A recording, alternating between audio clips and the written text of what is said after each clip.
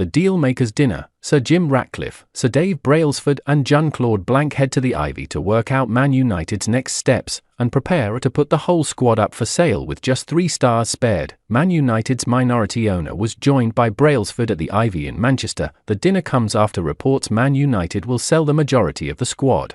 Sir Jim Ratcliffe dined out with key advisors Sir Dave Brailsford and Jean-Claude Blanc on Wednesday night, just days after Man United's new hierarchy signalled a mass squad overhaul this summer. Ratcliffe and his Ineos group have made significant changes since taking charge of football operations at Old Trafford after the British billionaire bought a 27% stake in the club. Brailsford, Ineos Director of Sport, has taken a key role as part of the new regime at Man United. The former British cycling chief joined Ratcliffe at the Ivy in Manchester on Wednesday night for a meeting billed as a working dinner. Blanc was also present. The Frenchman is set to become United's interim CEO until July 13 after the club announced Patrick Stewart will leave at the end of the season, but Blanc will then be replaced by Omar Barada when he officially starts as CEO. Last month, Brailsford was reported to have conducted one-to-one meetings with players and staff to outline the approach being taken by the club moving forwards. The dinner comes after reports Man United are open to selling the majority of their squad in an explosive fire sale this summer. Ratcliffe and his group are attempting to overhaul United and restore them to their former glories after another difficult campaign. Man United's new regime are reportedly open-minded about sales and will weigh up most bids. Just 3 players, Kobbie Mainoo, Alejandro Garnacho and Rasmus Højlund, have reportedly been spared from the chopping block.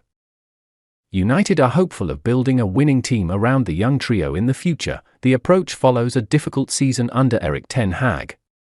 United have already missed out on Champions League football and are 6th in the league, but have reached the FA Cup final where they will play Manchester City on May 25. Mail Sports' Chris Wheeler first reported that selling Marcus Rashford is an option.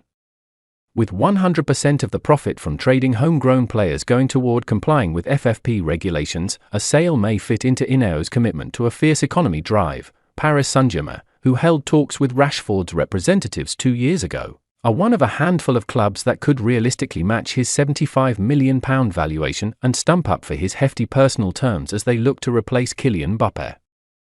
We understand that United continue to believe in Rashford and want him to succeed after investing so heavily in him with a bumper new contract. However, there is also a recognition that his alarming drop in form on the pitch must change, and while United are not thought to be actively working to axe players, they must first raise money through sales in order to bolster their limited transfer budget.